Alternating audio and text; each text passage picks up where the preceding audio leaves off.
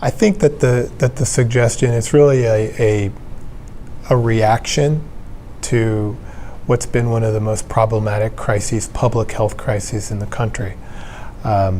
So the CDC guidelines were a bit more strict and stringent, even suggesting with regard to acute pain, post-surgical pain, making recommendations.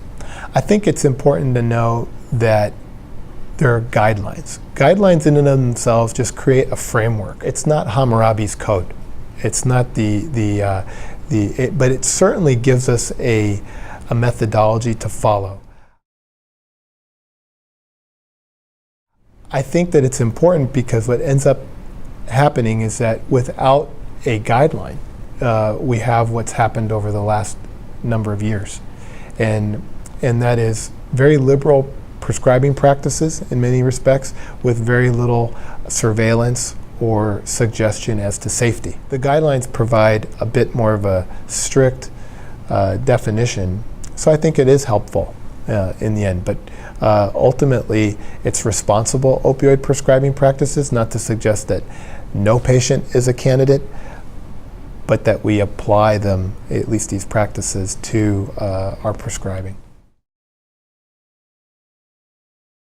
I think there's many medications that are much better depending on the pain condition. One of the difficulties that I mentioned earlier was the fact that there was very little diagnosis of what was causing the pain. It comes back to the understanding that pain medicine as a discipline actually in and of itself didn't have a central home when it comes to the teaching in medicine. It's actually a multidisciplinary sport. Physiatrists, neurologists, neurosurgeons, anesthesiologists, psychiatrists, and many others can be specialists in pain medicine. It turns out that anesthesiology had much more of a focus because of acute pain coming out of the operating room. There was a lot of initial studies early on. However, chronic pain was noted to be somewhat of a different component to the pain experience. So ultimately, it's this kind of consortium of individuals that you can kind of rest upon and look at that provide different aspects to understanding pain.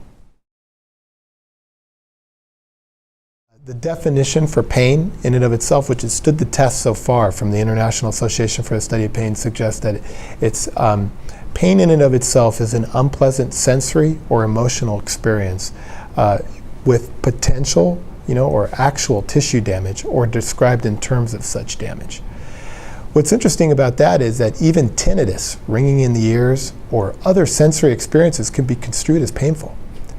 And ultimately, it's us broadening our understanding as to how to make a diagnosis. Oftentimes, individuals would come to their provider and back pain would be the complaint, but little granularity as to the understanding of the diagnosis was actually endeavored upon. So is it the sacroiliac joint causing the pain? Is it lumbar facet mediated pain? Is it myofascial? Did it come from a nerve root? Is it a disc extrusion? Is it the disc itself as opposed to the extruded material pressing on the nerve root? Is it some other secondary cause that wasn't really evaluated? Is it cancer? Is it a malignancy? What's causing the back pain? In that setting, once you have that broad understanding of what the diagnosis is, that helps guide the treatment. Unfortunately, what happened is the treatment came before the real diagnosis.